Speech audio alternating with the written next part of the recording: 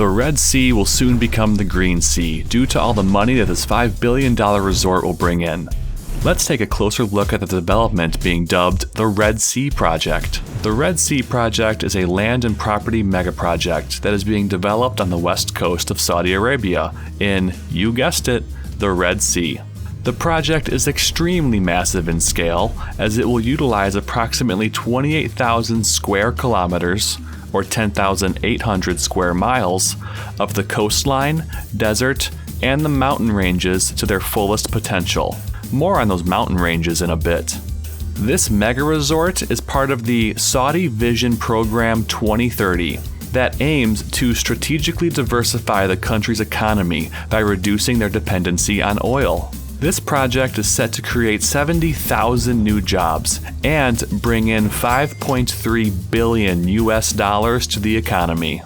These plans were first announced in 2017 by the Saudi Crown Prince Mohammed bin Salman, and his goal is to focus on luxury with an emphasis on eco-friendly tourism. The archipelago contains 90 islands, and while most of them won't be developed for conservation purposes, the main island will be the Shura Island, which will house 16 hotels as part of Phase 1 of this project. Parts of this project are already being built, and some of it is already habitable.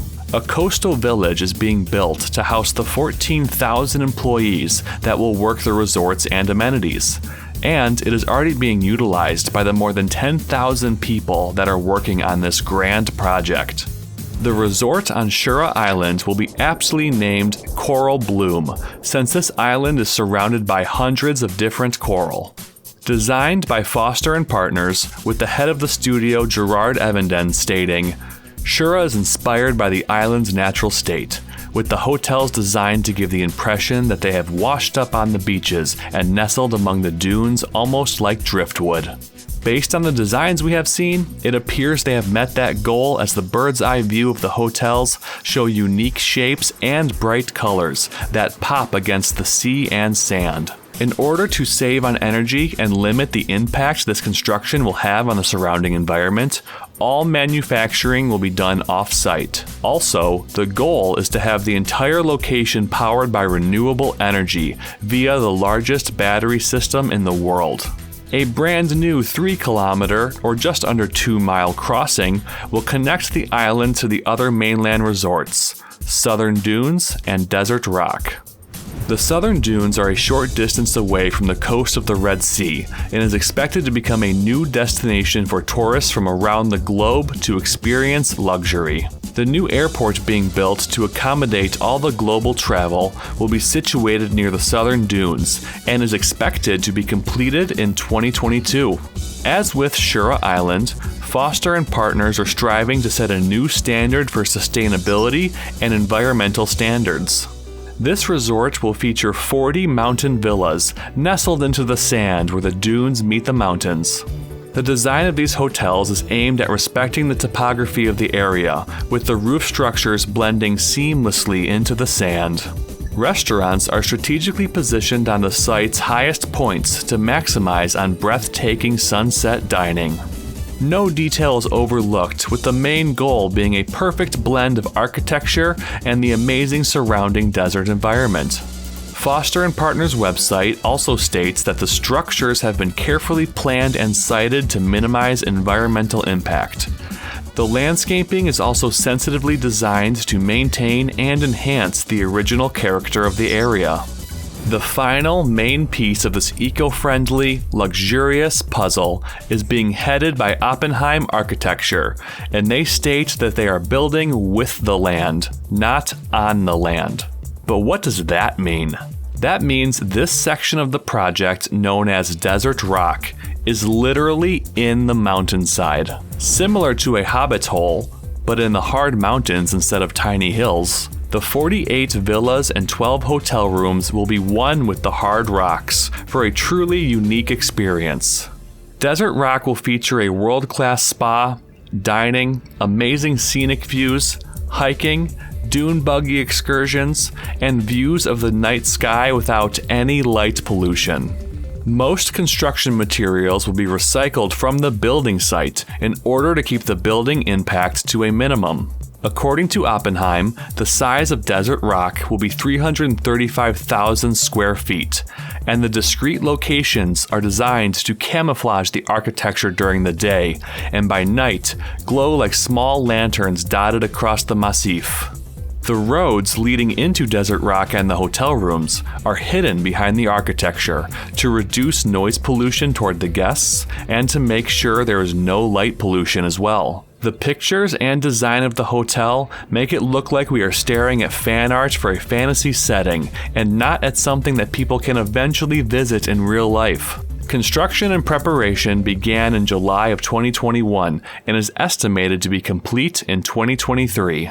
Saudi Arabia and the Red Sea were deliberately chosen for this project due to several key features that can only be provided at this given location. One of the largest considerations was accessibility. The Red Sea Development Company that is helming this project boasts that the location is globally accessible. Once the airport that is solely dedicated to this location is up and running, 250 million people will be able to fly there in 4 hours.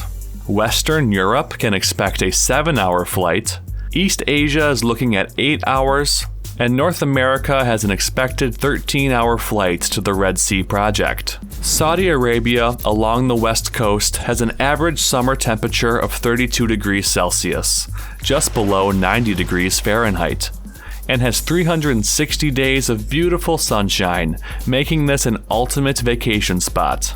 The Arabian Desert has something for everyone. Whether you are an outdoor adventurer seeking rich nature, beautiful marine life, and dormant volcanoes, there isn't an end to what you could experience in the surrounding landscape. If adventuring outdoors isn't your cup of tea and you want to be entrenched in culture, or you are in search of unique wellness, there are countless opportunities to experience the different cultures and lifestyles that Saudi Arabia has to offer. Many conservation efforts are being taken seriously as this location is the 4th largest barrier reef ecosystem in the world, which houses many endangered species, including 195 species of fish, and untouched coral, 175 different species of coral to be exact. Endangered seabirds also call the Red Sea home, like the sooty falcon and the crab plover. Due to this, 22 of the islands in the region are going to be developed for this project, while 75% of the archipelago will remain completely undeveloped. They are even designating 9 islands as special conservation zones. Due to the unique marine ecosystem, this resort will offer water eco-excursions, which will include a number of water sport activities that will be carefully monitored, so the nature will not be negatively impacted. The Red Sea project recognizes the importance of these ecosystems. Some of the other policies that will be put into place include zero waste to landfill, 100% carbon neutrality, and a complete ban on single-use plastics. Each main site has its own unique goals and challenges when it comes to the conservation efforts of the project. Desert rock was designed to reduce energy consumption as well as regenerate native flora. Water retention and distribution systems are also prevalent throughout the location in order to harvest rainwater. Concrete aggregate is the main material being used to build desert rock, and the already existing sand and stone will be used to create it. Shura Island is being built to help reduce erosion and to conserve the protected islands. The Southern Dunes is being constructed using incredibly lightweight material that won't retain heat like stone does, granting less of a need for air conditioning. The massive area this project is covering is virtually untouched, and everyone involved is doing their absolute best to not only sustain the environment, but also help it thrive. Lastly, the entire project is going to be off the main grid. A ton of solar power is going to be used, and like we previously mentioned, backup power will be stored in the world's largest battery storage facility. With construction already underway and ground being broken at every turn, we can't wait to see the final result of this ambitious and beautiful project. It's a good thing they're going to have a ton of backup battery power for those 5 days out of the year that they supposedly don't get any sunlight.